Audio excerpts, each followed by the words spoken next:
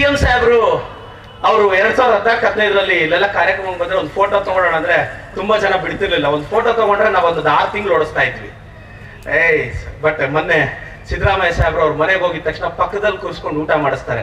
ಇಂಥ ಹುಡುಗರು ಇದಕ್ಕಿಂತ ಏನ್ ಬೇಕು ಸರ್ ಲೈಫಲ್ಲಿ? ನಾನು ಇನ್ನೊಂದ್ಸಲ ಗೆದ್ರು ಸೋತ್ರು ಐ ಡೋಂಟ್ ಕೇರ್. ಸಾಕು ಸಿದ್ದರಾಮಯ್ಯ ಸಾಹೇಬ್ರ ಅಡ್ಮಿನಿಸ್ಟ್ರೇಷನ್ ಅಲ್ಲಿ ಒಂದ್ಸಲ ಶಾಸಕನಾಗಿದ್ದೀನಿ, ಆ ಸಾಕು ನನ್ನ ಜೀವನ ಪರ್ಯಂತ.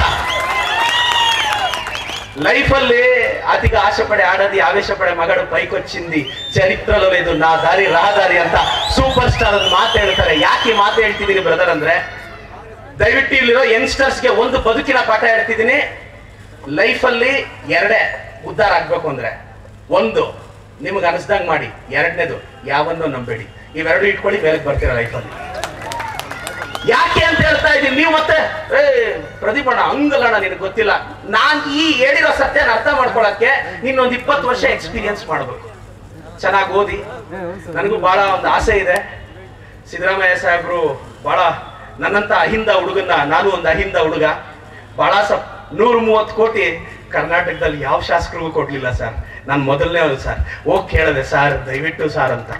ಹಿಂಗೆ ಕುತ್ಕೊಂಡು ಅವ್ರಷ್ಟೇ. ಇನ್ನ ಒಂದು ವಿಶೇಷ ಹೇಳ್ಬೇಕು. ನನಗೆ ಟಿಕೆಟ್ ಫೈನಲ್ ಆಗುವಾಗ ನಮ್ಮ MC ಸಾಹೇಬ್ರು, ಕೃಷ್ಣ ಬೈರೇಗೌಡ ಸಾಹೇಬ್ರು ಕರ್ಕೊಂಡೋದ್ರು. ಶಿವಶಂಕರ ರೆಡ್ಡಿ ಸಾಹೇಬಲ್ಲ, ಅವ್ರ ಮನೆಗೆ ಹೋದೆ. ಇನ್ನೇನು ಹೈಕಮಾಂಡ್ ಅಲ್ಲಿ ನಾಳೆ ವರ್ಕಿಂಗ್ ಕಮಿಟಿ ಇದು ಕರ್ಕೊಂಡೋದೆ. ಅವ್ರ ಸ್ಟೈಲಲ್ಲಿ ಏನಯ್ಯ ನಿಂತ್ಕೊಂತೀಯಾ ಅಂತ. ಸರ್ ನಿಂತ್ಕೊಂತೀನಿ, ಸೋಲಿಸ್ಬೇಕು ಬಿಡಬಾರ್ದು ಅಂದ್ರು. ನೀವು ನಂಬ್ತಿರಲ್ಲೋ, ನಾನು ಗೆದ್ದಿದ ತಕ್ಷಣ CM ಸಾಹೇಬ್ರು MC ಸಾಹೇಬ್ರಿಗೆ ಫೋನ್ ಮಾಡಿ ನನಗೆ ಫಸ್ಟ್ ಮುನ್ಸಿಪಲ್ ಕಾಲೇಜಲ್ಲಿ ಮಾತಾಡಿ ಹಾಲು ಕುಡಿದಷ್ಟು ಸಂತೋಷ ಆಯ್ತಪ್ಪ ಅಂದ್ರು.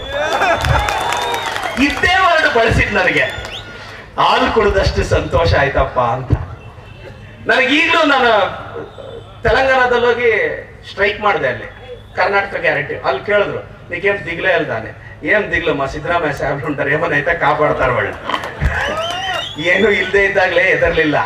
ಈಗ ನಮ್ಮ ಸಿದ್ದರಾಮಯ್ಯ ಸಾಹೇಬ್ರು ಇದಾರೆ ನಮ್ಮ ಹಿಂದೆ, ಇವಾಗ ಎದರ್ತೀವ. ಎಲ್ರಿಗೂ ಒಳ್ಳೇದಾಗಲಿ.